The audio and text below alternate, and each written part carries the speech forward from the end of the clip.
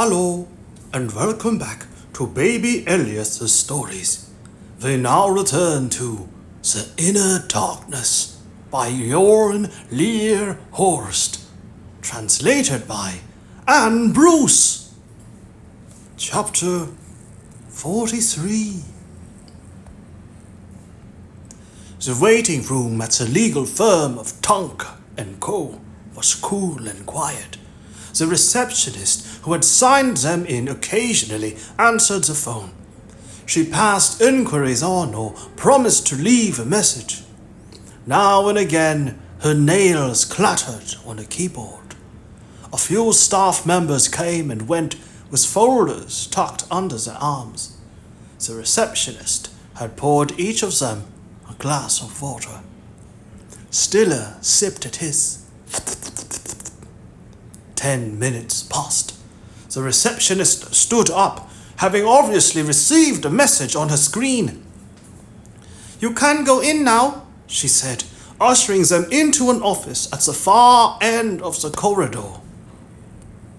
Pushing the door open, she motioned with her hand to show them in. It was a corner office lacking much of a view. All they could see were the roofs of surrounding buildings covered in generators and ventilation pipes. Klaus Tank sat behind a desk in the middle of the room. When they entered, he stood up and came forward to greet them. "Any news?" he asked, shaking their hands in turn. "I'm afraid we don't know where Tom Kerr is," Wisting told him. Tonker's lips tightened into a thoughtful expression. "Extremely unfortunate, all of this," he said, resuming his seat behind the desk. "But I'm afraid there's very little I can do for you. Even if I did know something, I wouldn't be able to help you. I realize you have to come here, but it's my client we're talking about. The duty of confidentiality supersedes the duty to testify." Wisting and Stiller sat down. "Does that mean you have provided Kerr with advice about his escape?" Wisting asked. Tank gave him a puzzled look. "Of course not. How can you suggest anything of the kind?" "The duty of confidentiality applies only to information you've received in connection with legal advice and assistance," Wisting pointed out. Klaus Tank shook his head as a sign that he disagreed.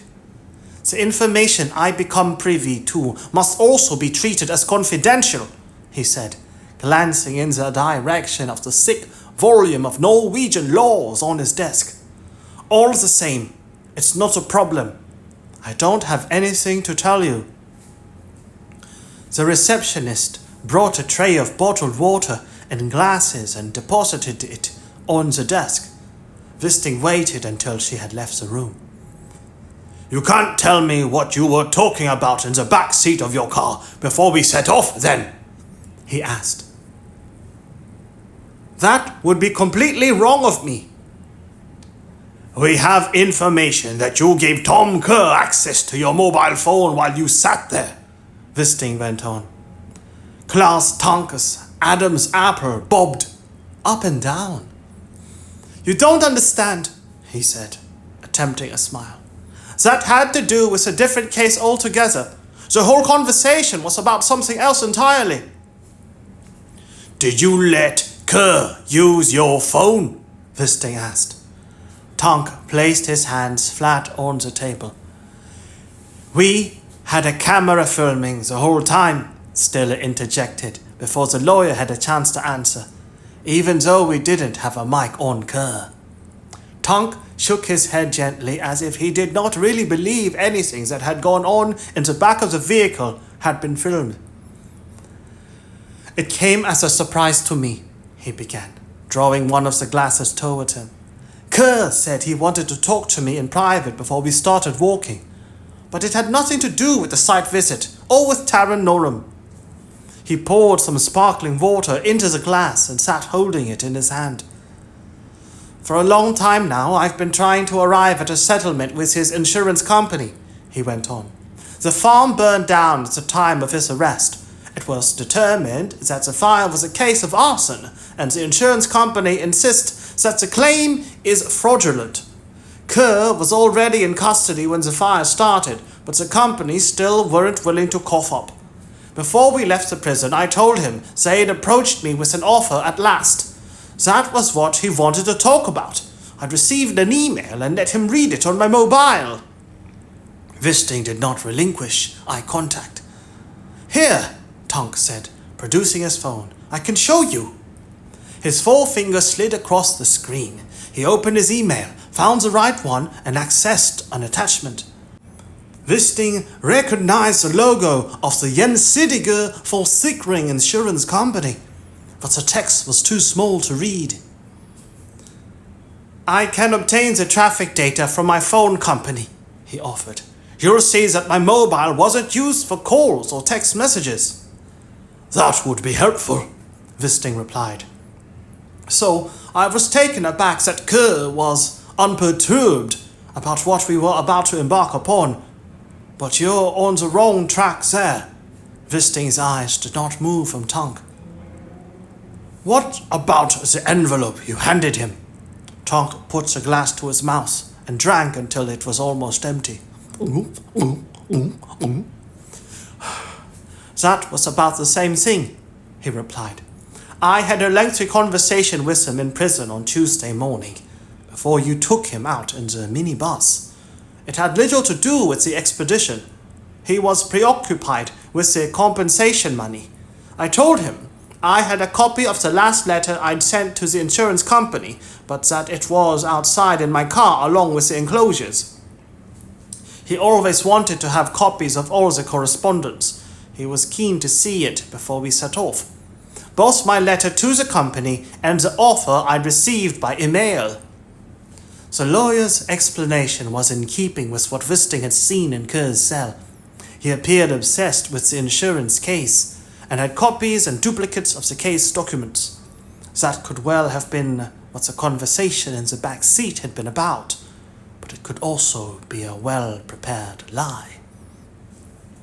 Who is Theo Derman? He asked instead. He was prepared to receive no answer in response and concentrated instead on reading the lawyer's body language.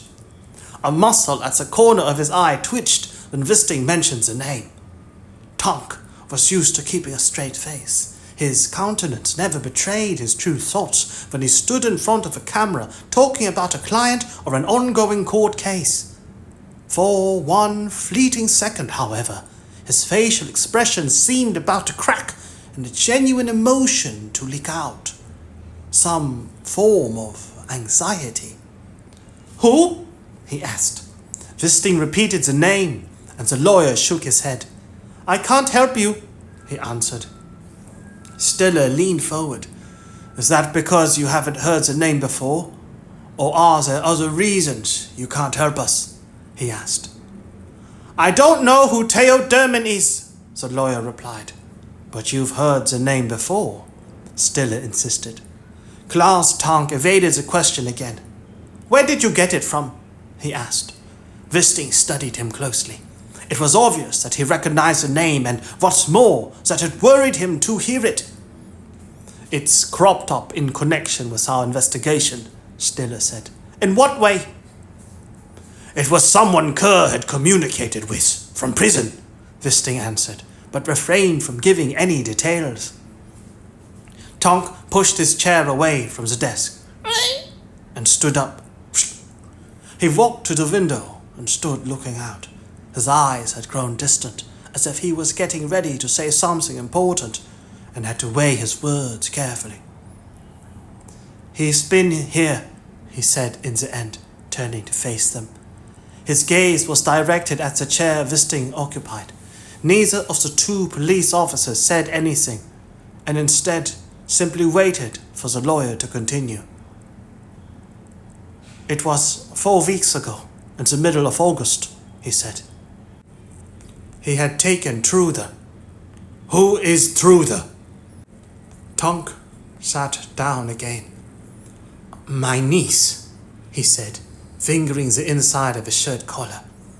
Wisting sat up warily. My niece's cat disappeared during the summer, Tonker explained. It was called Truther. Pathetic name for a cat, I know, but that was its name. My niece is called Nora. A man phoned and said he wanted a meeting. It had to do with Truther and Nora, he said. He was not sure if Truther was still alive, but he wanted to talk to me about it. He leafed through a desk diary.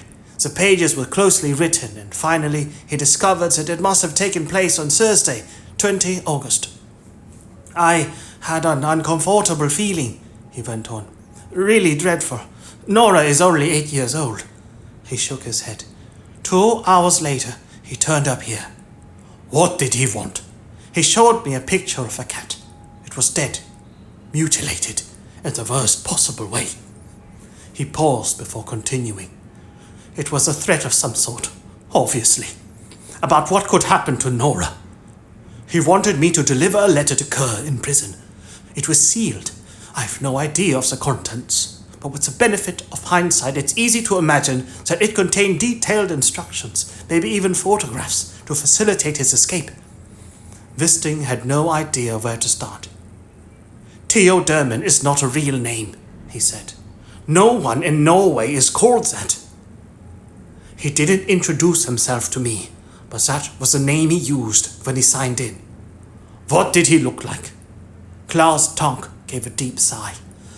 I don't really know, he replied. You don't know? Wisting reiterated. He sat in here, didn't he? He was in his 30s and had a beard, Tonk explained. But I think it was dyed. I also think it was something he had grown for the occasion, as camouflage. He had a number of striking plasters on his face. He had a number of sticking plasters on his face, and glasses with yellow lenses, and he wore a cap on his head. Had you seen him before? Never. How did he speak? English. Broken English. But that was probably put on too. How long was he here? Not long. 5 minutes maybe. It was a short message. Have you met him more than once? Only the one time, but then another letter turned up, at my home this time, in my mailbox. An envelope, and signed an envelope with my name on the outside, and Kerr's name on the envelope inside. The sender was given as Truther, a hint that I was meant to understand. When was this? Wednesday of last week. I delivered it the next day. Tonk straightened up. It's contrary to the guidelines and the Alternatives to Prison Act, but not strictly illegal, he pointed out. Wisting wanted to object and say that he had probably helped Kerr to escape, but decided to drop it. Did you speak to Kerr about this? No, he took the letters, laid them aside and didn't open them while I was with him. Did you receive a letter to take out of prison for him? Did you receive a letter to take out of prison for him? No, it was a one-way communication. Did anyone else hear, see him, or speak to him? Jane. He nodded towards the glasses and bottles his secretary had brought. Nearly everyone else was in court or out at meetings, he added. Jane transferred the phone call and signed him in when he arrived. I've checked the phone log. He called from a social security office in Sagene, from a phone that job seekers are allowed to use. I even went up there. It's almost like an old-fashioned phone box. Anyone can go in and make a phone call from there. No supervision, no cameras. Have you any kind of surveillance in here? Stiller asked. Klaus Tonk shook his head. My clients aren't very keen on that sort of thing. We have cameras on the entry phone, but no recordings. What about the letter in the car? Was that from Theoderman too? No, that had to do with the insurance case. The lawyer shook his head. I had no idea that he was going to run off during the site visit. What do you think those letters contained?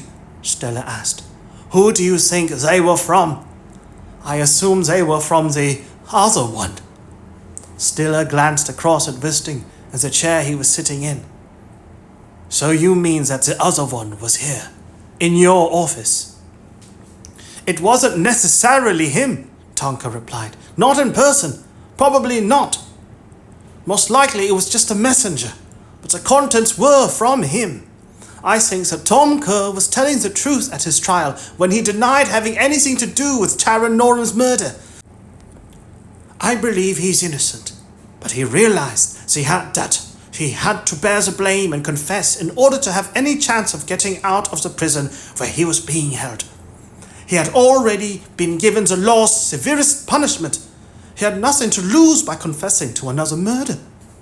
On the contrary, choosing to confess would show that he had changed, and in the long run that could lead to conditional release. But then he needed information.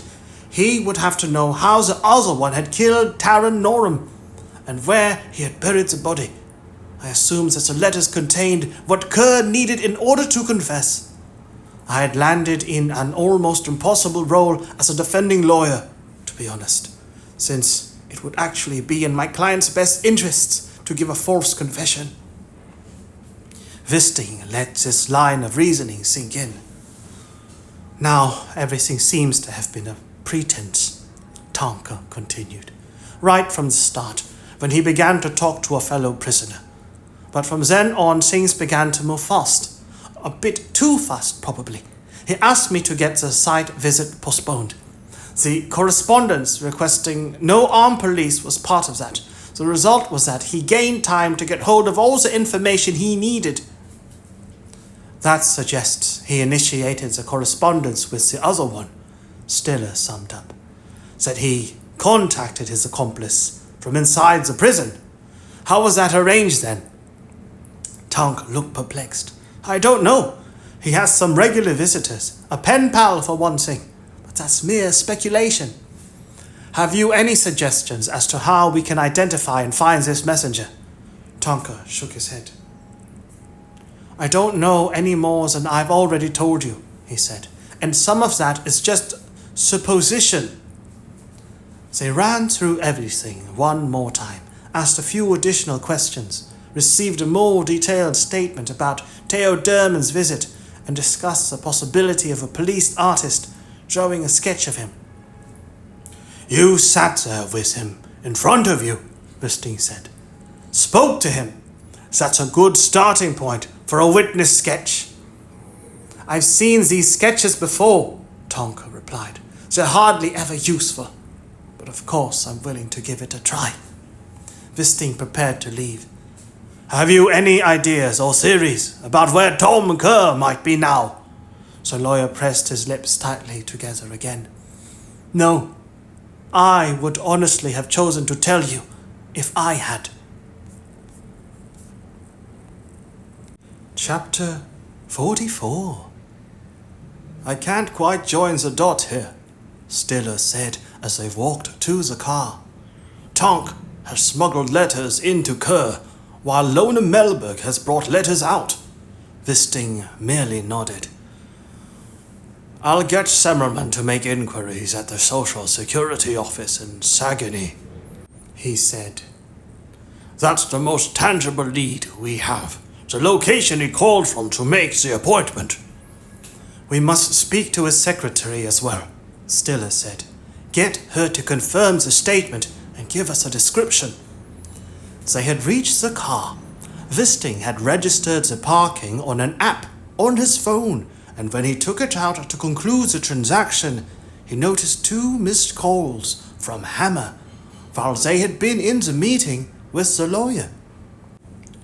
I've just had an interesting snippet of information from the mail service, he said, when Wisting returned his calls. Theo Derman. They can't locate the given address either, and said that any letters sent there would end up at the Department of Dead Letters. Dead letters? Post that they can't deliver to the given address or return to sender is collected in the Ostland terminal for tracing. That's where all the Christmas presents with wrong addresses wind up. Wisting got the picture. He had read an article somewhere about staff described as post detectives. In some cases, the letters are opened to see if they can find the name of the sender inside. So, So letters to Theo Derman may have landed there? Wisting asked. The person I spoke to thought that likely, at any rate, Hammer replied. Wisting fired up the engine. Where is the terminal? In Lornskog, Hammer told him. Then I'm only half an hour away, Wisting said. Send me the address. As he hung up, he told Stiller what he had learned. I'm coming too, Stiller volunteered. They drove north, out of the city centre.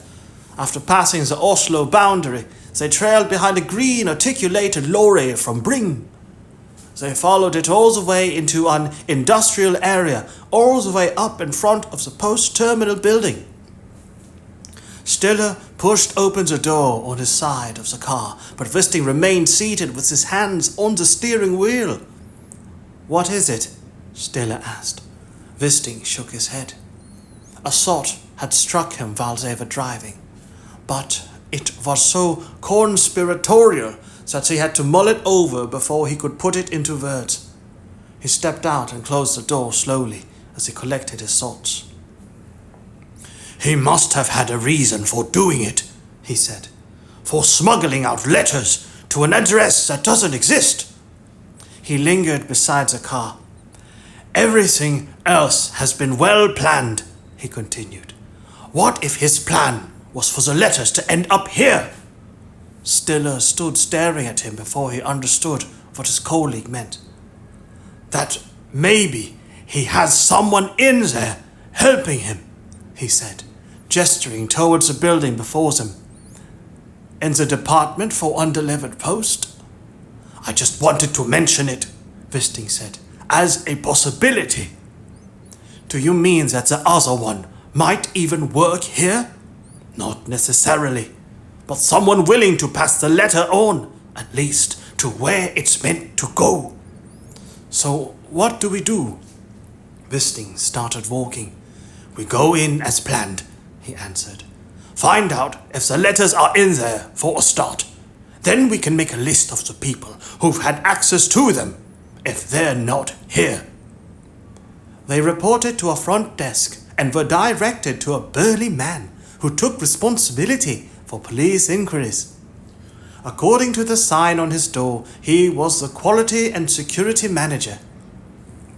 Wisting explained that they were trying to trace 2 letters sent to the wrong address.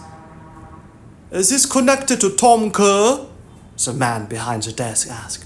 I saw you on the news. It's just one of many leads we're following up, Wisting replied. We're looking for 2 A4 envelopes addressed to a street in Oslo that doesn't exist. C4, the stout man corrected him. Envelopes designed for A4 sheets are called C4. Wisting smiled. We'd like to investigate whether they've finished up in the dead letter department. I see, the man replied. He pulled out a drawer and began to search through a pile of papers. How long ago was this? 10 days and 4 weeks ago, respectively. Then they may well have ended up here, the man agreed, pushing the drawer in again. Have you filed out a search form?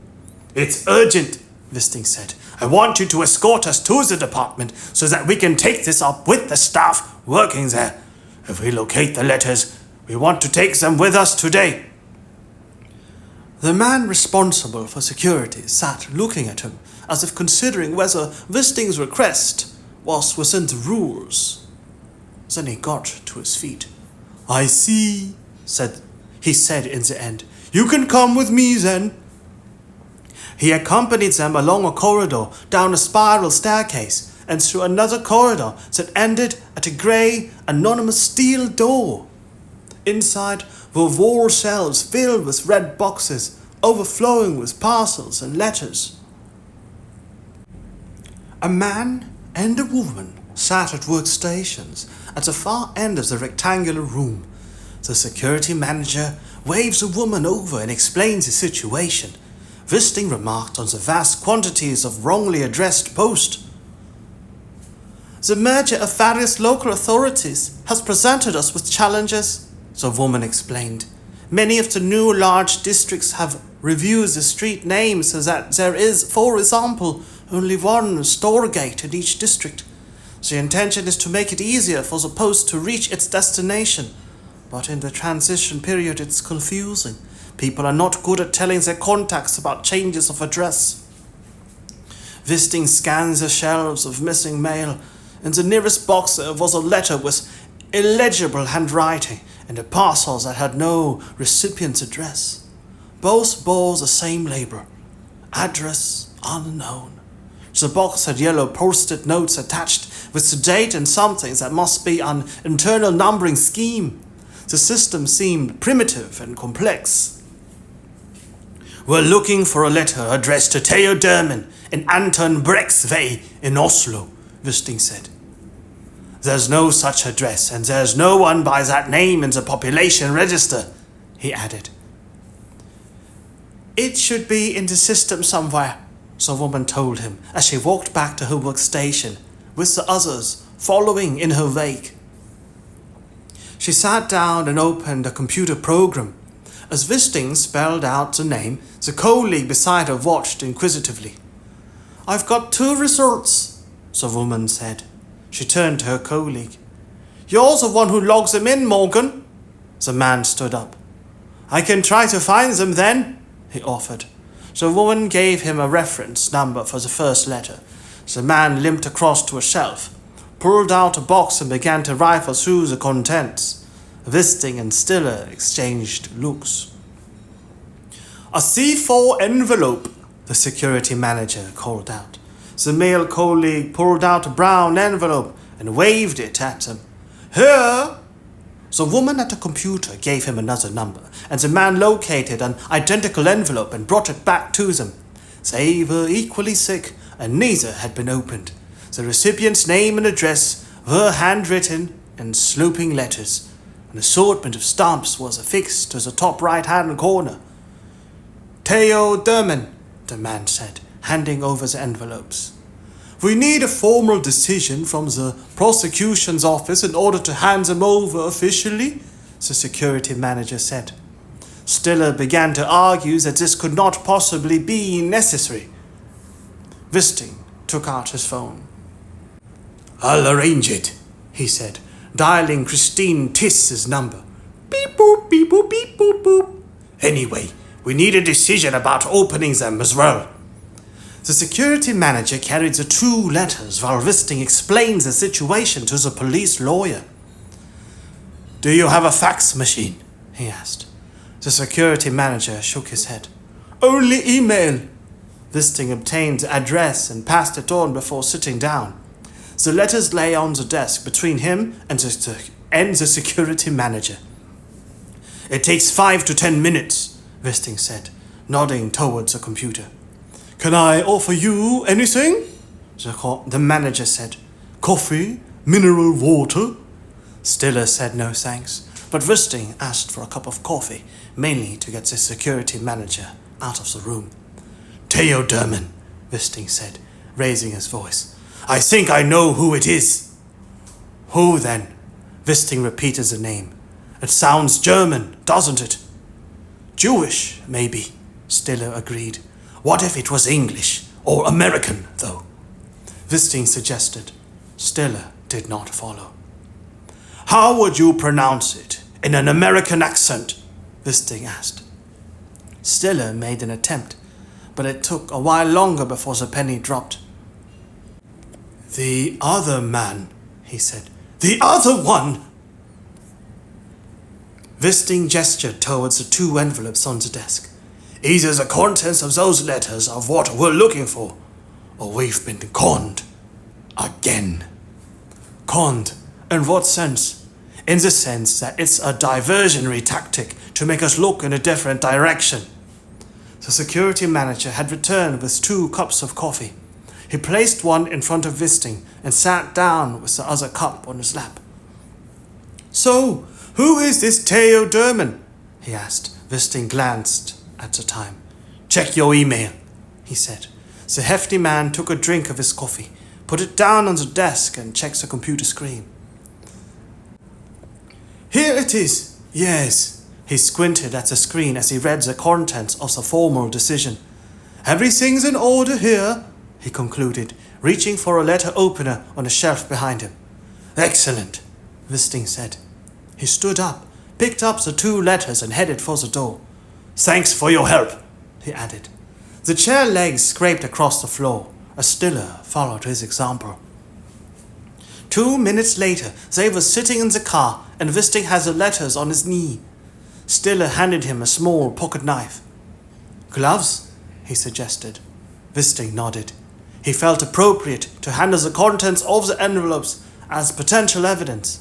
He drew out 2 thin latex gloves from a packet in the door pocket and pulled them on. Then he checked the date stamps and ripped the first envelope open. A bundle of lined sheets of paper was inside. He took them out and saw that they were blank. Stiller groaned in the seat beside him. "He's playing with us," he said, and swore. Wisting opened the second envelope. It, too, was full of blank sheets of paper. Chapter 45. "You haven't brought your camera?" asked the man behind the desk. Lier returned a smile. Elias Wahlberg was one of 2 psychiatrists who had examined Tom Kerr. He was an overweight man in his early 50s, with wrinkles on his face, grey hair sprouting from his ears, and a glint in his eye. His external appearance exuded authority, suggesting experience and professional standing.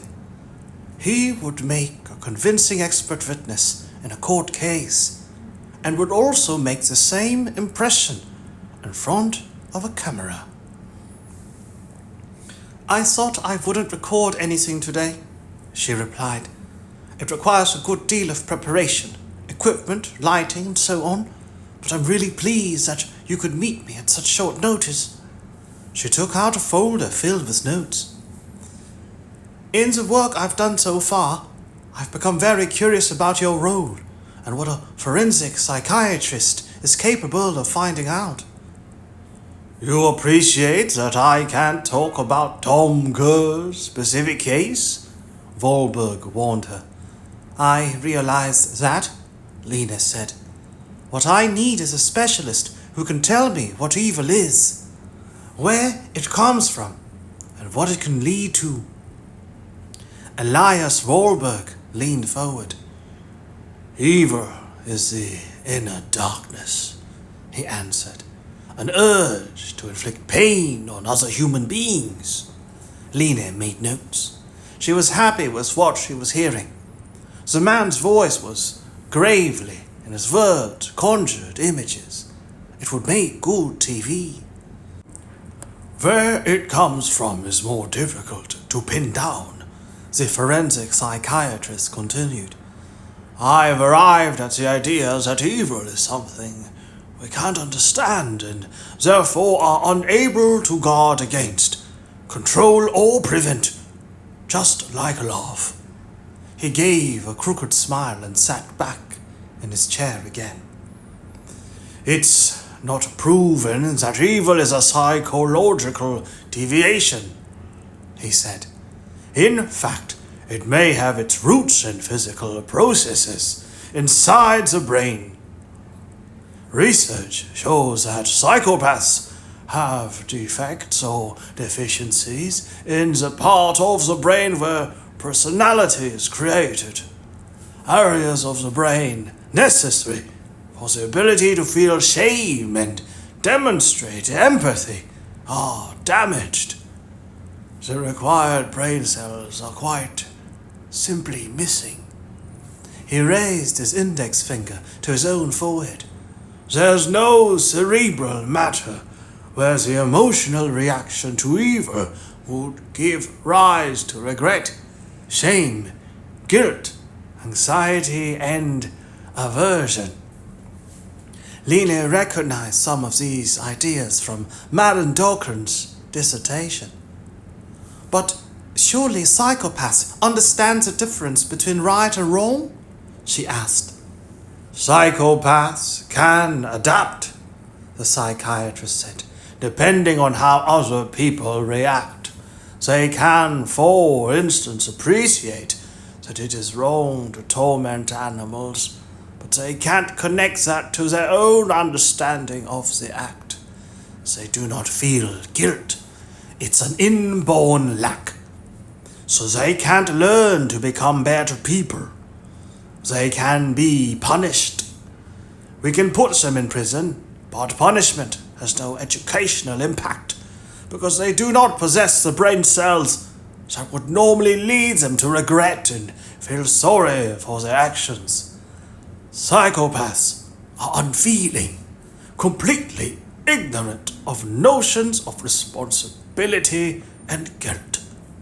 But psychopaths are not necessarily evil, surely, Lier said. No, the type of evil and sadism you're talking about is often executed by people with antisocial personality disorders. The conclusion I came to with regard to Tom Kerr was that he is a narcissistic psychopath. What about the accomplice? The other one? Lier asked. What sort of person is he? Elias Volberg smiled. Of course, I can't provide a definite diagnosis, but obviously he must be a person with the same sadistic and narcissistic traits as Kerr, but nevertheless different. And has sneaked under the police's radar? I think he'll feature in the papers somewhere. He's probably a well-respected person. What makes you draw that conclusion? Because he hasn't been caught. Most likely we're talking about a person who has created the illusion of altruism and modesty. Someone expert at concealing his egotistical and egocentric motives and who appears for all the world to be honest, good-natured and even noble. So far, he has succeeded in passing himself off as a more likable version of himself and is well aware that if his true nature were to be revealed, he would not be able to retain the respect and status he has earned. So the police should be looking for a man of high status. Not necessarily, Wahlberg replied.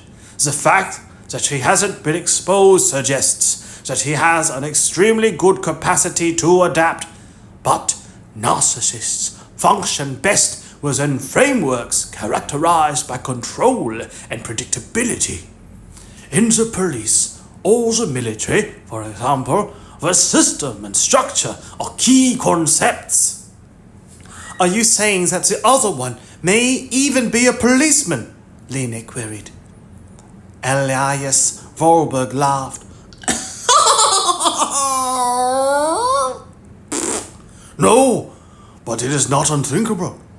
Typically, that's the kind of work a sadist would apply for. Sadism contains a fascination for the wielding of power and a desire to punish and control others.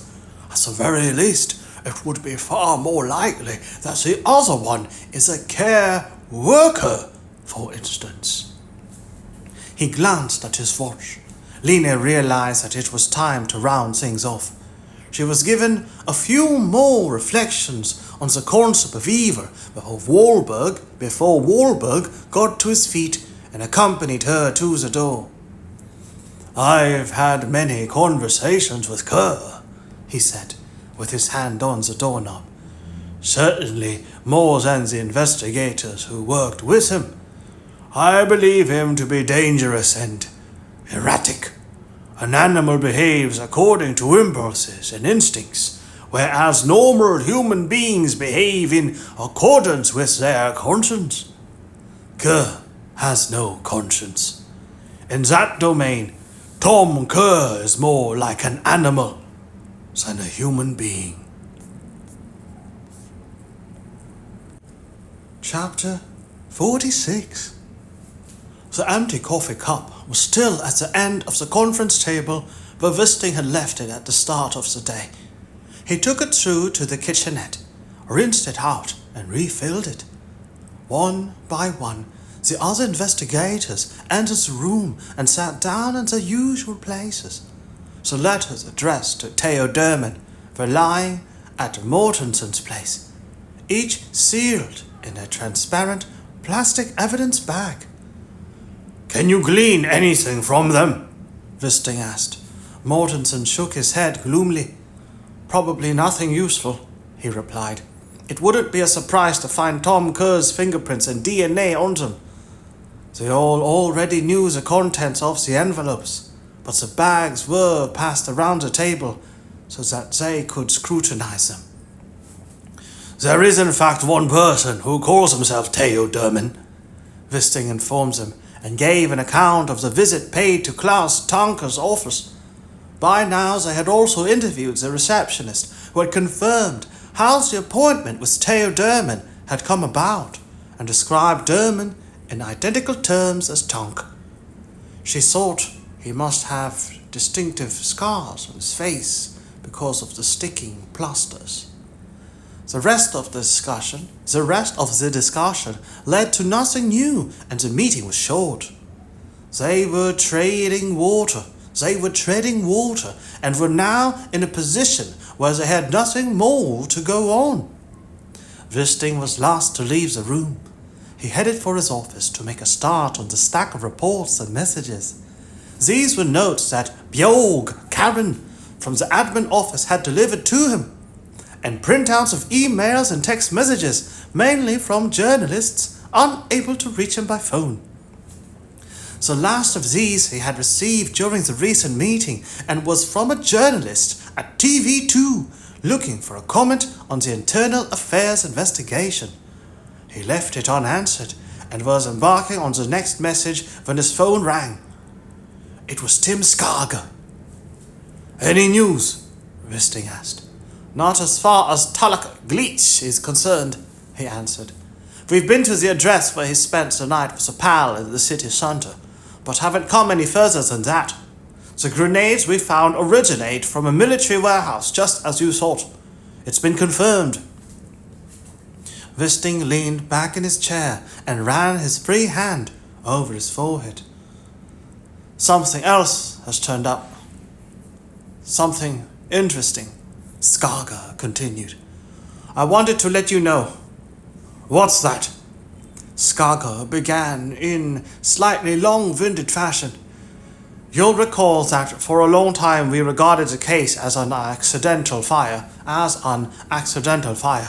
It's only a day or two since anesthetic substances were detected in Chris Postbach's blood, and we drew the conclusion that the fire was deliberate. The homicide case has only been open for a couple of days now." It dawned on Wisting that they must have overlooked something important. "Lots of criminals have a number of phones," Skager continued. "One phone for everyday use and another for business. Shady activity. One black and one white, if you like." "Yes?" "Early on we obtained the telecoms data for Buck's white phone, but that didn't give us much. And then it uncovered no conversations with Talak Glitch.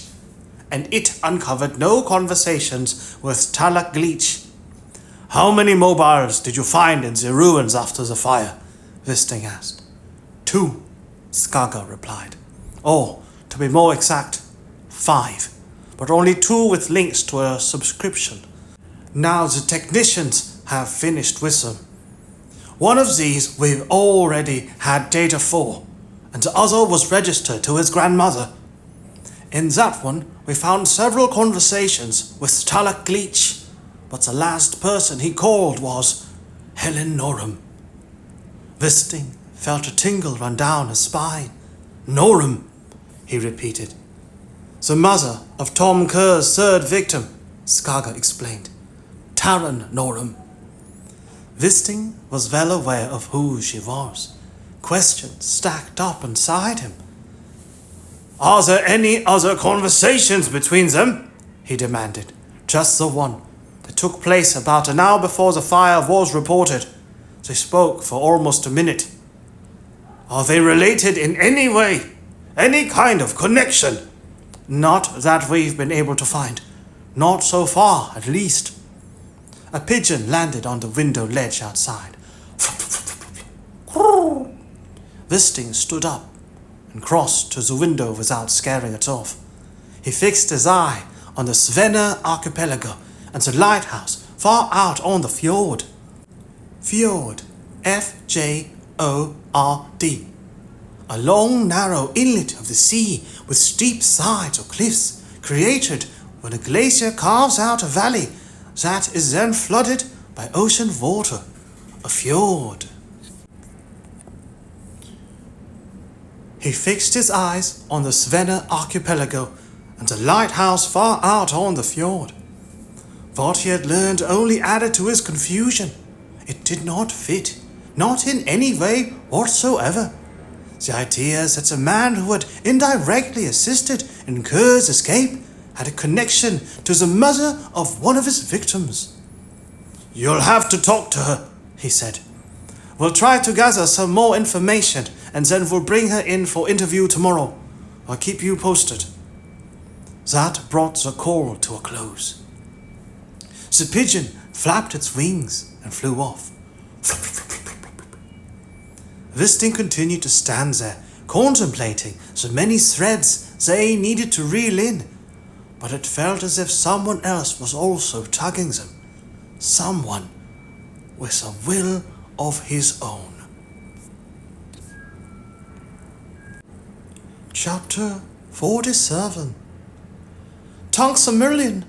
Lene was being served a cup of tea from Amelie's play kitchen. She put it to her lips and pretended to drink. Amelie beamed from ear to ear before toddling back to the little kitchen at the other end of the living room to stir a pot. Lene put down the cup. The TV was turned to a children's channel, but Amelie was not watching. "Mummy just needs to make a phone call."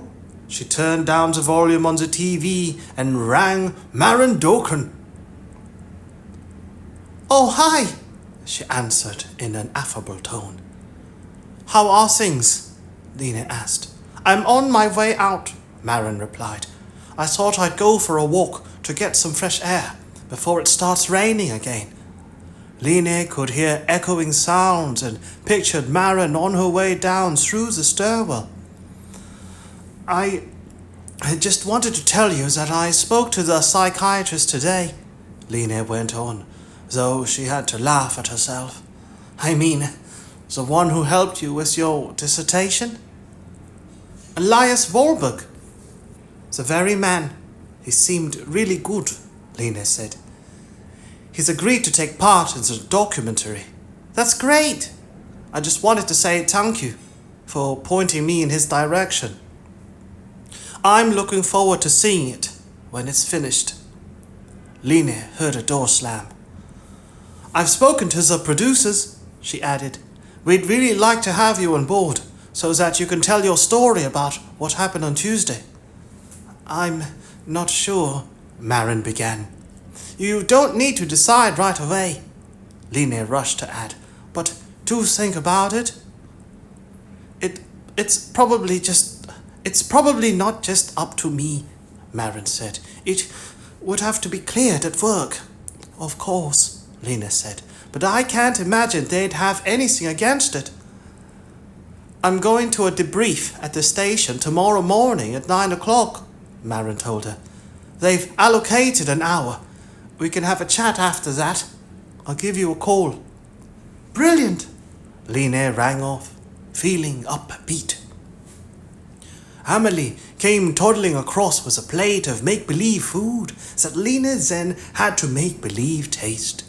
She smacked her lips in satisfaction and changed channel on the TV to catch the news on TV2. The broadcast began, and the first item showed Tom Kerr's face. The newsreader announced that TV2 could reveal exclusive images of what had happened when the brutal killer escaped. They then went on to relay footage of Tom Kerr running and the explosions that followed. Her images. Her recording. She sat on the city in disbelief. 3 other news items were introduced before they returned to Tom Kerr. He had still not been caught, and the police had not issued any new information, the studio journalist explained. After this, an item with archive pictures from the previous day was aired. A reporter restated the crimes of which Tom Kerr had been convicted and what had taken place since his escape. Then her images appeared again. The reporter repeated that TV2 had obtained access to exclusive footage. They knew how Tom Kerr's leg irons had been removed, that he had walked down the steep slope and then suddenly broken into a sprint. The police stormed after him, and the clip ended with the explosion. "What the fuck?" Lena shouted. The news item continued, and her father's face appeared on screen. It was from one of the press conferences, the one when he had been wearing a borrowed shirt. The reporter related that the police force's internal affairs section had launched an investigation into what had gone wrong when Tom Kerr escaped. "Grandpa!" Amelie yelled. She shot forward to stand in front of the TV. A chief inspector from Internal Affairs confirmed what the reporter had said, but was unwilling to make any further comment. The way the item was edited gave the impression that what had occurred had been her father's fault and implied that he was the officer under investigation. Amelie grinned with delight as she clambered up onto the settee. "Grandpa!" she shouted again. The news item was over. Lena turned down the sound again and phoned Stiller. She did not really have anything to do with how the police used the film footage. She had been paid for the job, and the recordings belonged to them, but she would have appreciated advance warning. Besides, it was totally unnecessary. The police had nothing to gain from releasing the images. He replied almost immediately. "I've seen the TV2 news," Lena said. "Oh? I'm in my car, on my way back to Oslo." It sounded as if he knew nothing about it. "Why have you given my film to TV2? She asked. "What do you mean?" "TV2 have just shown the footage of Tom Kerr's escape," Lena explained. Adrian Stiller cleared his throat. "I know nothing about it." "Where would they get it from then?" "I've no idea. I'll have to look into this." "So it has to be a leak," Lena said. "Who else has had access to the footage?" "I'll have to look into it," Stiller reiterated. "But it's actually a positive development for you." "How can that be? Exclusivity's gone now." "Now it will be easier for you to obtain permission to use the recordings. They're already in the public domain. There's no reason for the top brass to withhold them. There's no reason now to wait until the inquiry is done and dusted." Amelie was tired. She was snuggling up to Lena's chest. "Are you going to investigate it as a leak?" Lena asked, stroking her daughter's head. "Breach of confidentiality or something? I'd like to know where the leak came from." "In that case, it would be Internal Affairs who'd need to delve into it," Stiller replied. "But it doesn't sound as if it's damaged the investigation. Maybe even the opposite. The more often Tom Kerr's face is splashed on TV screens, the greater the chance that someone will recognize him and report it." "I want to be there when you arrest him," Lena said. "What do you mean?" "I want you to let me know as soon as you have something specific," Lena said. "When you know where he is, I want to be there and film it when you catch him." "Your father's in charge of the case," Stiller protested. "He's hopeless," Lena complained. "Scared to death of confusing our roles. You was the one who set the ball rolling. You can fix it." There was silence at the other end. "I'll see what I can do," he said finally. "Tonks." Stiller had another incoming call. "I have to take this," he said apologetically, and ended the conversation. The TV news was now covering protests about new toll road projects. Lena rewound the decoder to watch the coverage of the escape once again. Someone in the police force had wanted these pictures to come out. She did not know who was on the distribution list, but the only person she could imagine to have any kind of motive was Adrian Stiller. He was right when he said that it would make the documentary project easier. "Grandpa!" Emily squealed, pointing at the TV screen again. Linus stopped the playback. Her father's face filled the screen. Unless there was another motive, she thought. The use of the images was linked with the news that Internal Affairs were reviewing the case and had her father in their sights. The leak could be an attempt to allocate blame for Tom Kerr's escape. Chapter 48. It had started raining again.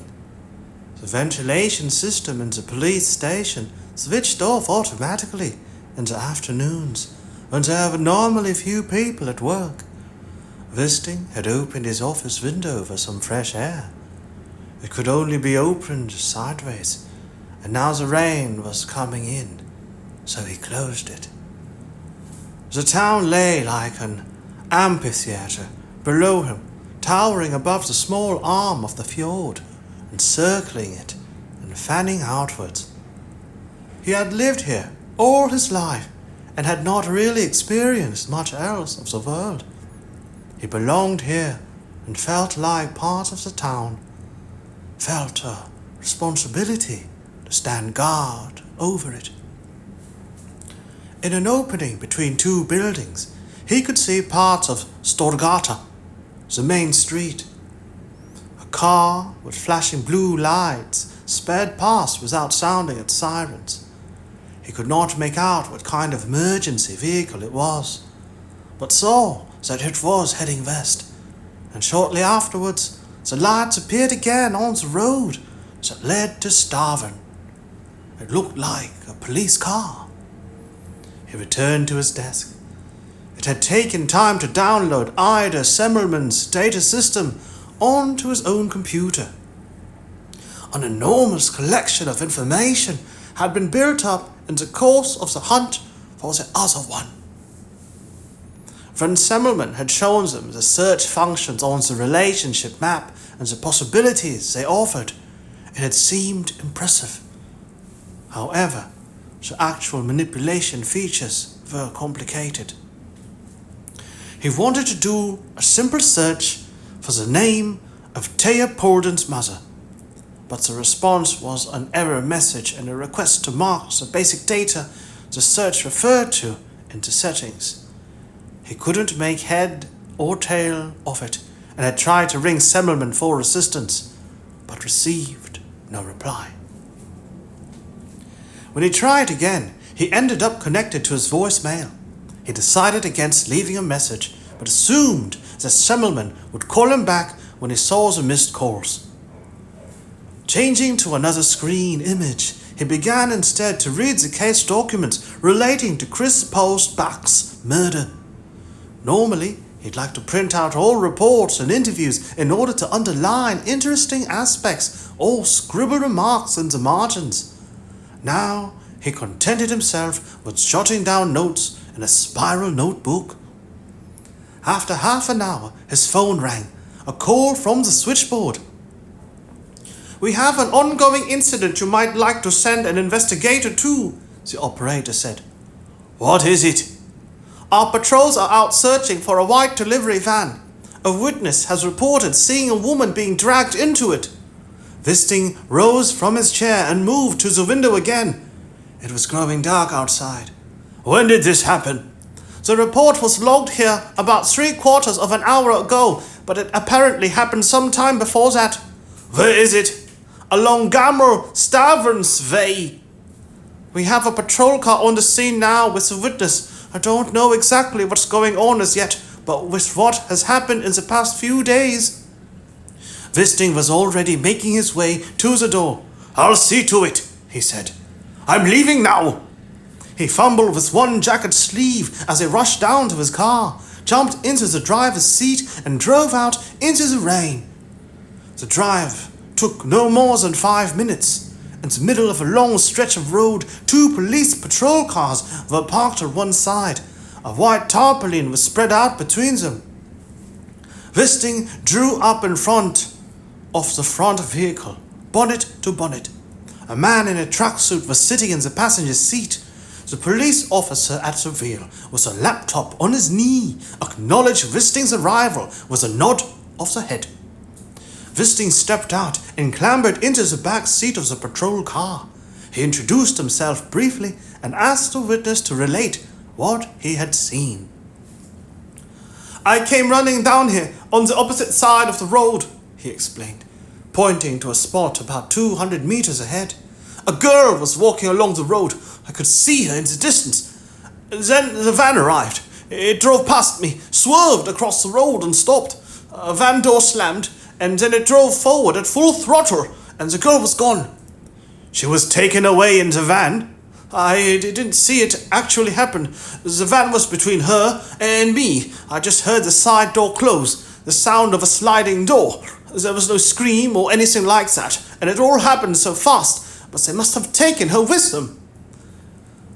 "We've a description of the van, but not the reg number," the man behind the wheel advised.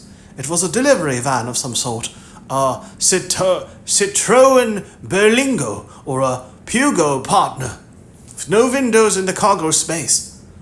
The rain was pattering on the car roof and the fan was working overtime, but the inside of the side windows had misted up all the same. As a third police car drove past outside, the man in the tracksuit followed it with his eyes.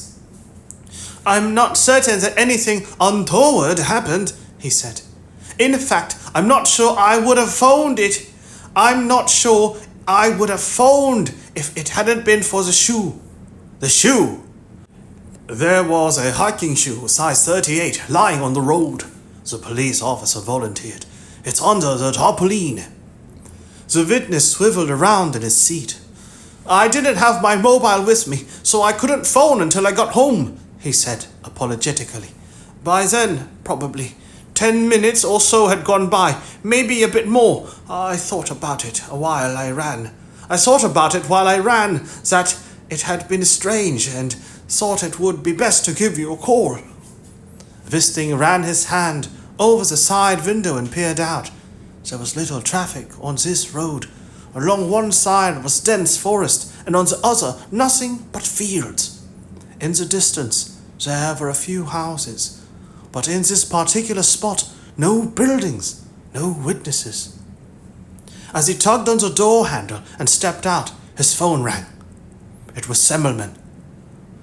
"I see you've been trying to get through to me." "Yes," Wisting said. He strode forward and lifted the tarpaulin to see the shoe lying there, grey with a pink pattern. "Has something cropped up?" Semmelman asked. Wisting replaced the tarpaulin. Rainwater was soaking his neck. "It's happened again," he replied. Chapter 49. The engine was running, and Wisting sat hunched over, resting his arms on the steering wheel. The thin dark stripes of falling rain were highlighted by the car's headlamps. 4 police officers each lifted a corner of the tarpaulin, while a 5th took a photograph of the shoe lying there. The harsh light of the flash cast sharp shadows along the asphalt. "We should put out an all-points bulletin in the media for the van," Wisting said, raising his head to the microphone on the hands-free setup. The police lawyer on duty disagreed. "We've had a discussion about it in here," she said. "There are other things to take into consideration. We can't be sure about what has happened." "That's exactly why," Wisting argued. "We should announce that we're searching for the van and ask the girl who was walking along the road to contact us." "We'll wait until we have more information. It could all be just a misunderstanding. The witness could have got the wrong impression. The media is full of stuff about Tom Kerr's murders. That could well have influenced his judgment. He may have thought he saw something different from what actually took place. We need something specific before we make more of this." In front of the car, The shoe was being dropped into a brown paper bag, and the tarpaulin was then folded up. "What about the shoe, though?" Wisting asked. "It may have been already lying there." "In exactly the same spot where the girl was picked up by a white van?" The police lawyer gave a loud sigh. "I've read the witness statement," she said. "He was 200 meters away. He couldn't say with any certainty that the shoe was exactly where the van stopped. He only drew that conclusion when he spotted it." Leaning back, Wisting glanced at the tiny microphone in the roof. The police lawyer seemed determined to stand her ground. In all likelihood, she was simply defending a decision that had already been taken, and it would be a waste of time trying to counter her arguments. She was called Stemstad, and her first name was either Gro or Gun. From the sound of her voice, she was half Wisting's age. They had never met and did not know each other, but had conferred a few times on the phone in other cases. This impractical method of dealing with cases was the result of the reorganization and merger of police districts. "Tom Kerr has been on the run for more than 48 hours, the police lawyer continued. "He must be far away by now. Why would he stay in your neck of the woods? It defies logic." Wisting had to admit she was right. "We've had more than 100 reports from members of the public who claim to have seen Tom Kerr," Stemstad pointed out. "Some of them insist they've spotted him in a white van. It's been checked out. People see what they want to see. It's important not to exaggerate this." The Vipers cleared the rainwater from the front windscreen. By now the police officers had returned to their vehicles. One started up and drove off, with the others following shortly afterwards. "So what do you suggest that we do?" Wisting asked. "All patrols are keeping an eye out for the white van," the police lawyer reminded him. "We'll wait and see what comes of that. In the meantime, we'll keep the media out of it. You mustn't do anything to muddy the waters." Wisting stole a glance in the rear-view mirror and saw the skeptical frown on his face. "What do you mean by that? Muddy the waters?" "I'm just saying that everything that's going on right now is unnecessary. It could easily have been avoided. Tom Kerr should never have been given the chance to escape. He should never have been let loose into society again." After that, the conversation was abruptly terminated. Wisting was left staring at his reflection in the mirror. Was that how they all saw it? That it was his fault Tom Kerr was now at large? He continued to sit there, dwelling on that thought. An unfamiliar sensation welled up inside him. A sense of guilt. An uncontrollable, relentless sense of guilt. It was not unusual for him to feel a sense of inadequacy. Cases that dragged on or remained unsolved could weigh him down. He was appointed to lead investigations in major, complex cases, and it was his responsibility to obtain results. This was a responsibility that he had become accustomed to with the passage of time, but feeling responsible was quite different from feeling guilty. A car swept past. He looked ahead at the dry patch at the side of the road where the tarpaulin had been stretched out. The rain was steadily obliterating it. He hoped the police lawyer was right, because if a crime had been committed, it would be his fault.